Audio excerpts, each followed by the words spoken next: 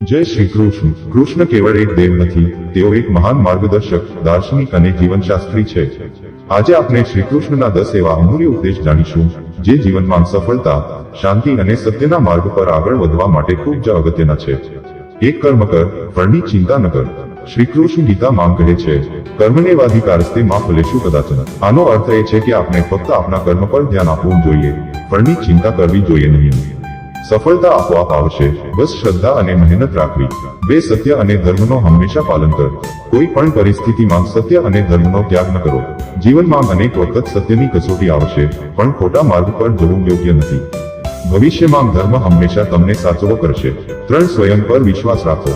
જો તમે તમારું સ્વમૂલ્ય સમજી શકો, તો દુનિયાની કોઈ શક્તિ તમારું અપમાન કરી શકે નહીં.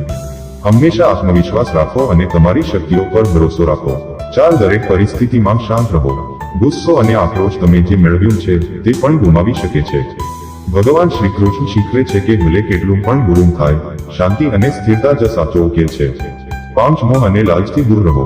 લાલચ અને મોહ માનવીને વિનાશ તરફ દોરી જાય છે. એ કારણે હંમેશા નિષ્કામ ભાવથી જીવન જીવવાનું શીખો. 6 સારા અને ખરાબ બંનેનો સમાન સ્વીકાર કરો. જીવનમાં સારા અને ખરાબ સમય બંને આવશે. સારા સમયે અહંકાર ન લાવો અને ખરાબ સમયે નિરાશ ન થાઓ. બધું જ બદલાય છે. 7 મિત્રતા અને નૈતિકતાનો સન્માન કરો.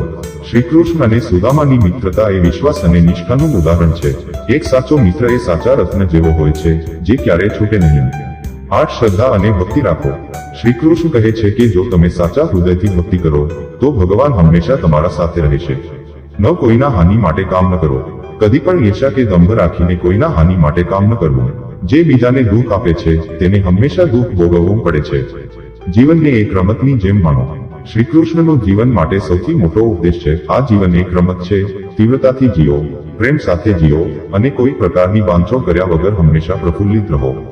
આજે આપણે શ્રી કૃષ્ણના 10 મહાન ઉપદેશ જાણી લીધા. આ શીખોને જીવનમાં ઉતારીશું તો સફળતા, શાંતિ અને આનંદ આપણો સાથી બનશે.